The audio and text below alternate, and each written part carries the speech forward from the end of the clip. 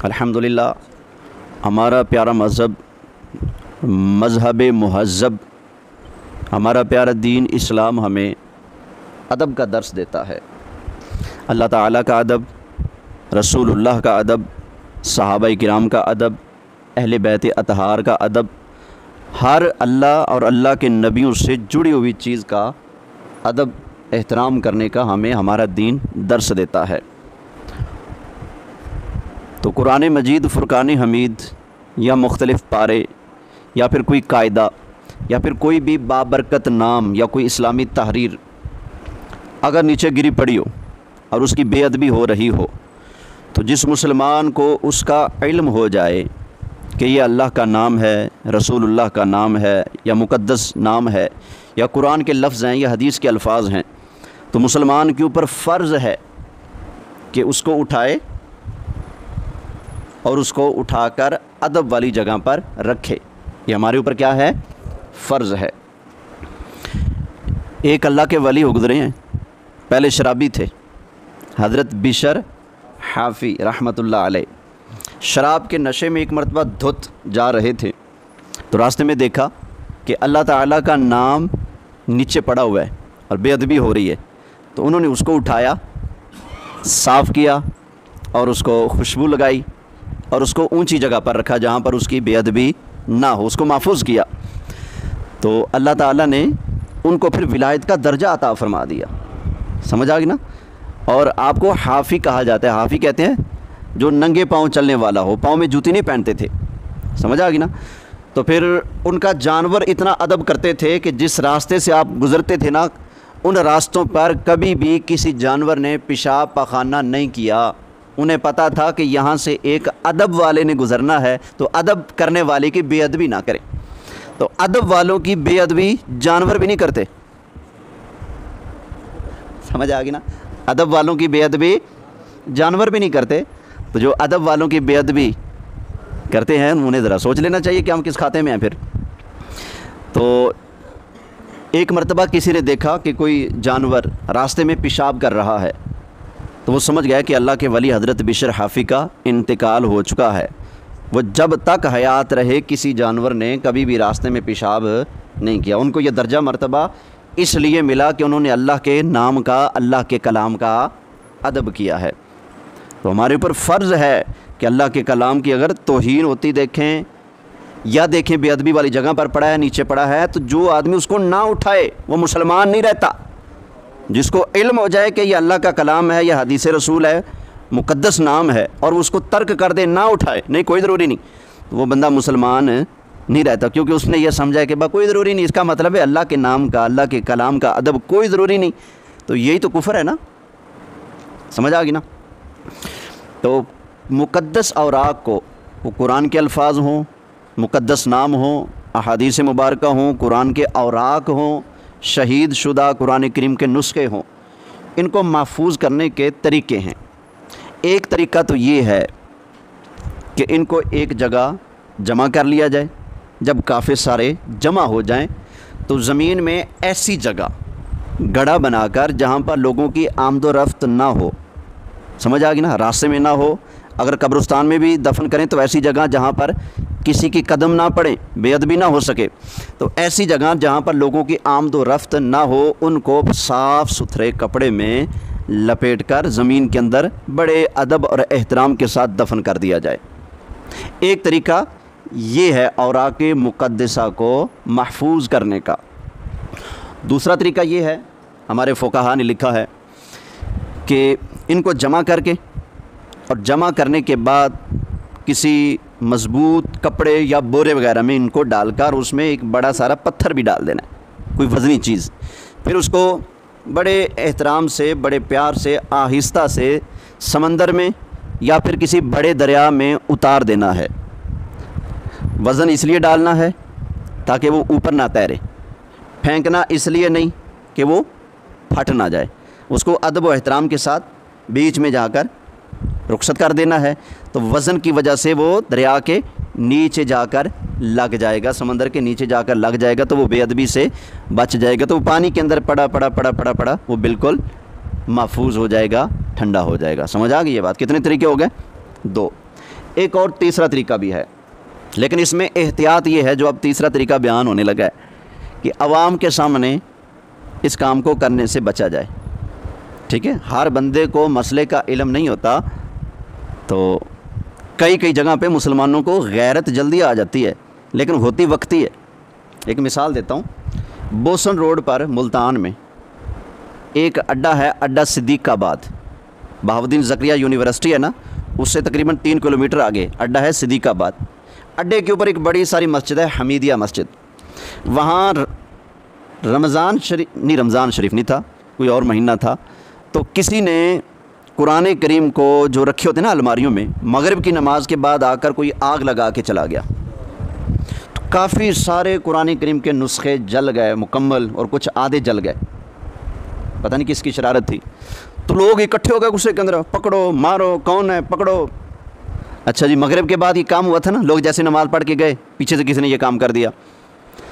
तो जैसे जैसे अब बात फैली कि मस्जिद में कुरान करीम को आग लगा दी गई, उस सारे इलाके भर के लोग मस्जिद में जमा हो गए। सबको गुस्सा चढ़ा हुआ है, कौन है काफिर, कौन है बेईमान जिसने कुरान पाक की बेइज्जती कर दी, कुरान करीम को जला दिया। तो लोग जमा होते गए, रोड के ऊपर मस्जिद है, मुसाफिर भी रुकते गए, बहुत बड़ी मस्जिद है। तो मस्जिद का अंदर, मस्जिद का बरामदा और मस्जिद का हाल, ये लोगों के हुजूम से भर गया। इशा का टाइम हो गया, मुअज्जिन साहब ने अजान दी, जमात का वक्त हुआ, 15 बंदे बचे। समझ आ गई ना? ये होती है जज्बाती गैरत है। और मैंने वहाँ पर उनको अर्ज़ किया था, हर बंदा जो कह रहे हैं हमने बदला लेना है, हमें टक्कर जाए, पता लग जाए किसने ये किया। मैंने कहा बदला आपने लेना है तो यूँ लो, हर बंदा अपने बच्चे को कुरान का हाफिज़ बना दे, कुरान का आलिम बना दे। बदला लेना है, तुमने क्या बदला लेना है? नमाज तो पढ़ नहीं सके, तुम्हारा दीन लुटा जा रहा है, तुम्हारे कुरान को जलाया जा रहा है, उसका तमाशा देखने के लिए जमा हो गया, अजान हुई फ़ौरन भाग गए और लेंगे बदला कुरान की तौहीन और बेइज्जती का। तो क्योंकि अवाम का मामला ये होता है, ये इश्तिहाल में जल्दी आते हैं, समझ आ गई ना? तो हकीकत को, सही मसले को समझते नहीं, इश्तिहाल में आ जाते हैं। तो तीसरा जो तरीका है ना कुरान करीम को बेअदबी से बचाने का, अच्छी नीयत से, अदब की नीयत से, कुरान को बेअदबी से बचाने के नीयत से, नीयत साफ़ हो, तो कुरान करीम के शहीद शुदा नुस्खों को लेकर उनको एक जगह पर इकट्ठे करके उनको जला देना, ताकि ये बेअदबी से बच सकें। पड़े होंगे तो लोगों के कदम भी आएंगे, हवा के अंदर कभी उधर जाएंगे, इन पर मिट्टी भी पड़ेगी, बेअदबी भी होती रहेगी। तो इनको जला देना ये भी दुरुस्त है। समझ आ गई ना? हमारे फ़ुक़हा ने, हमारे उलमा ने इसकी इजाज़त दी है, लेकिन नीयत क्या होगी? उसको बेअदबी से बचाने के लिए। इसमें मैं एक और गुजारिश करूँगा कि हमारे यहाँ जो हर साल नहरों से ट्रकों के ट्रक कुरान करीम के बरामद होते हैं, लाहौर में जब गटरों की सफाई होती है, इचरा नहर और दूसरी नहरों की जब सफाइयाँ होती हैं, वहाँ गटर के अंदर से जिनके ऊपर गंदगी, पैम्पर, पेशाब, हर तरह की पलीती कुरान करीम के नुस्खों पर लगी होती है। अब उसको आप धो भी नहीं सकते, साफ़ भी नहीं कर सकते, उसके ऊपर आप पानी मारेंगे, उसके वर्के जो हैं वो पहले बोसीदा हुए पड़े हैं, वो बिखर जाएंगे। अब उसके साथ क्या करना है? उसको खुश्क करके एक जगह पर जमा करके, क्योंकि उसको अगर आप कपड़े में लपेट कर रख भी दें तो जहाँ कुरान पड़ा है, कुरान के अंदर गंद भी पड़ा है, निकल तो सकता नहीं, या निकल जाएगा? नहीं जाता ना। जहाँ कुरान पड़ा है वहाँ गंद भी पड़ा है, आपने उसको ज़मीन में दफना दिया, कुरान भी दफन कर दिया, जो सफ़ों के अंदर गंद लग चुका है वो भी साथ ही दफना दिया। आपने उसको दरिया के अंदर बहा दिया, तो जहाँ आपने कुरान पहुँचाया वहाँ पर वो गंद भी पहुँचा दिया है। तो इसका हल क्या है? कुरान को दफन किया, गंदगी तो साथ लगी हुई, बेअदबी तो हो रही है। तो अब इस कुरान करीम को हमेशा की बेअदबी से बचाने के लिए, जो इस तरह के कुरान करीम होते हैं जो गटरों और नहरों से निकलते हैं, तो उनको अगर जला दिया जाए तो इसमें कोई हर्ज वाली बात है नहीं है, क्योंकि ये दौर जहालत से भरपूर है। तो लोग इश्तिहाल में जल्दी आ जाते हैं, मसले का इल्म होता नहीं। तो इसलिए मैं बुखारी शरीफ की एक हदीस शरीफ पेश कर देता हूँ। ये बुखारी शरीफ है, किताब का नाम है किताब फ़ज़ाइलिल कुरान और इसका बाब है बाबु जमइल कुरान और हदीस नंबर है 4987। नबी करीम अलैहिस्सलाम के सहाबी हैं जिनको राज़दार मुस्तफ़ा कहा जाता है, हज़रत हुज़ैफ़ा साहिब सिर, हुज़ूर के राजदार इनको कहा जाता है। वो नबी करीम अलैहिस्सलाम के सहाबी हज़रत उस्मान गनी के पास आए और हज़रत उस्मान गनी उस वक्त शाम के जो गाज़ी हैं उनकी जिहाद के लिए तैयारी करवा रहे थे। आर्मीनिया और आज़रबाईजान और इराक़ के इलाकों को फ़तह करने के लिए भेजना था, तो हज़रत उस्मान शाम के गाज़ियों की तैयारी करवा रहे थे। उस वक्त हज़रत हुज़ैफ़ा उनके पास आए और उन्होंने जाकर अपना ख़दशा उनको बताया। फ़क़ाला हुज़ैफ़ा लि उस्मान या अमीर अल-मोमिनीन अदरिक हाज़िहिल उम्मा क़ब्ल अन यख्तलिफ़ू फ़िल किताबी इख्तिलाफ़ल यहूदी वन नसारा। तो हज़रत हुज़ैफ़ा ने कहा सरकार उस्मान गनी से, ए अमीरुल मोमिनीन, इससे पहले कि मुसलमान कुरान हकीम के बारे में आपस में इख्तिलाफ़ करने लगे आप कुछ करें। समझ आ गई ना। तो कुरान करीम क्योंकि मुख्तलिफ़ किरातों में उतरा था, तो हर एक जो जमा करने वाले थे उनके पास मुख्तलिफ़ चीज़ों पर लिखा हुआ कुरान पाक जमा था। किसी के पास चमड़े में, किसी के पास लकड़ी पर, किसी के पास किसी चीज़ पर, किसी के पास किसी चीज़ पर, पत्तों पर, खाल वगैरह पर लिखा हुआ था। तो किसी के पास कितना लिखा है, किसी के पास कितना लिखा है। तो हज़रत हुज़ैफ़ा कह रहे हैं हुजूर, हर आयत नाजिल होते वक्त सारे लिखने वाले तो नहीं होते थे ना, तो जिन लिखने वालों की ड्यूटी होती थी, आयत आई जो करीब है हुजूर ने फरमा दिया लिख दो, उसने लिख लिया। तो कुरान के बारे में इख्तिलाफ़ ना हो जाए, आप कुछ करें, इसको एक जगह जमा फरमाएँ। तो हज़रत उस्मान गनी रज़ी अल्लाह ताला अन्हु समझ गए, फरमाया हाँ, वो हज़रत अबू बकर सिद्दीक़ के दौर में जो कुरान हकीम का एक नुस्खा जमा हुआ था, और वो नुस्खा हज़रत हफ्सा उम्मुल मोमिनीन हज़रत उमर की बेटी हुजूर की ज़ौजा पाक मोमिनों की माँ हज़रत हफ्सा के पास वो नुस्खा है, वो मैं मंगवाता हूँ। तो आपने बंदा भेजा, जाओ हमारी अम्मी जान से वो नुस्खा लेकर आओ, और उन्हें पैगाम भेजा कि ये नुस्खा दे दें, हम इसकी आगे कापियाँ करेंगे, नकल करेंगे, नकल करने के बाद ये नुस्खा आपको वापस कर देंगे। तो हज़रत उस्मान गनी रज़ी अल्लाह ताला अन्हु का पैगाम गया, उम्मुल मोमिनीन ने वो नुस्खा उनको दिया हज़रत हफ्सा ने। फिर हज़रत उस्मान गनी रज़ी अल्लाह ताला अन्हु ने नबी करीम अलैहिस्सलाम के सहाबा की ड्यूटी लगाई। फ़अमरा ज़ैद बिन साबित की, व अब्दुल्लाह इब्न ज़ुबैर और अब्दुल्ला बिन ज़ुबैर की, व सईद इब्न अल-आस और हज़रत सईद बिन आस के, व अब्दुर्रहमान इब्न अल हारिस और अब्दुर्रहमान बिन हारिस के, और इन सहाबा की हज़रत उस्मान गनी ने ड्यूटी लगाई। फरमाया ये नुस्खा है जो हज़रत अबू बकर सिद्दीक़ के दौर में जमा किया गया था। अब इस नुस्खे को सामने रख कर इससे कापियाँ तैयार करो, नकलें तैयार करो, आगे नुस्खे तैयार करो। अब उसको सामने रख लिया और इन सहाबा की हज़रत उस्मान गनी ने ड्यूटी लगा दी और कुरैश के 3 आदमी मुकर्रर कर दिए। फरमाया अगर ज़ैद बिन साबित अंसारी इनके किरात में और कुरैश की किरात में अगर कहीं इख्तिलाफ़ हो, क्योंकि कुरान कुरैश की लहजे में नाजिल हुआ है, तो जहाँ पर इख्तिलाफ़ हो वहाँ कुरैश के लहजे के मुताबिक उस लफ्ज़ को तुमने तहरीर कर देना है। तो कहा जी ठीक है। अब हज़रत उस्मान गनी रज़ी अल्लाह ताला अन्हु के हुक्म से हुजूर के सहाबा ने उस नुस्खे कुरान को लेकर सामने रख कर बाकी नुस्खे तैयार किए। फिर हज़रत उस्मान गनी रज़ी अल्लाह ताला अन्हु का जहाँ जहाँ पर इलाका था, जहाँ जहाँ फतुहात हो चुके थे, लोग मुसलमान हो चुके थे, कब्ज़ा जहाँ जहाँ मुसलमानों का हो चुका था, आपने उन सारे इलाकों में वो नुस्खा भिजवा दिया। और फिर आपने एक हुक्म इरशाद फरमाया व अमारा बिमा सिवाहु मिनल कुरान, और आपने हुक्म दिया कि इस कुरान जो अब भेज रहा हूँ इसके अलावा तुम्हारे पास जो भी है फ़ी कुल्ली सहीफ़तिन और मुसहफ़िन, जितने भी तुम्हारे पास इसके अलावा वो लिखे हुए सहीफ़े हैं, मुसहफ़ हैं, अन युहराका, फरमाया सिर्फ इस एक कुरान को जो सारे सहाबा ने बैठ कर जमा किया है, सहाबा की निगरानी में जमा हुआ है, इसको नाफिज कर दो और इसके अलावा जिसके पास जितना है जो है उसको जला दो, ताकि सारी उम्मत कुरान के एक नुस्खे पर जमा हो जाए।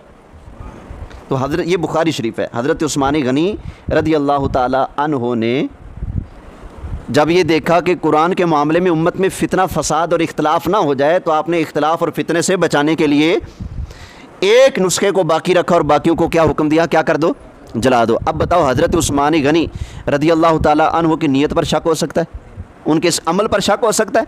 नबी करीम अलैहिस्सलाम इरशाद फरमाते हैं कि तुम्हारे लिए लाजिम है कि मेरी और मेरे सहाबा की सुन्नत को पकड़ लो, लाजिम पकड़ लो, मेरे तरीके को और मेरे सहाबा के तरीके को पकड़ लो। तो आज अगर कोई मुसलमान कुरान करीम को महफूज करने की नीयत से बेअदबी का शाइबा ना हो, अब बताओ जो मुसलमान अपने कारोबार छोड़ के, काम छोड़ के, दिहाड़ी छोड़ के, ठीक है ना, अपना घर बार छोड़ के गटर के अंदर घुस कर अपने कपड़े गंदे कर रहे हैं, अपने हाथ गंदे कर रहे हैं, और कुरान करीम के नुस्खे को गंदगी वाली जगह से उठाकर चूमता है, हैं? किसी से एक टके का नजराना नहीं ले रहा, किसी से फीस नहीं ले रहा, और उसकी ज़ुबान पर ये है, उठाओ नाम रबदा होवे काम सबदा, यानी अल्लाह के नाम का अदब करो। दर्स भी ये दे रहा है।